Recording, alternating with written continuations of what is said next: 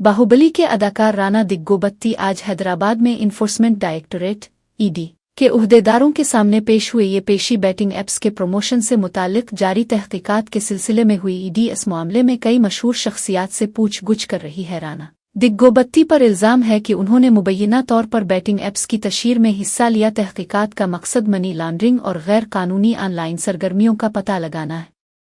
ज़राए के मुताबिक ईडी ने अदाकार से मुख्तलिफ माली लेन देन से मुताल्लिक सवालात किए।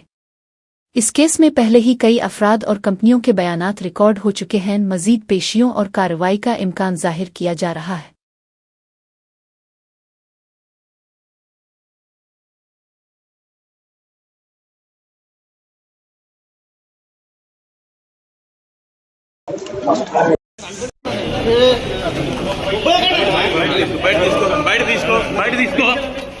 బయట తీసుకోండి వినపడుతుందా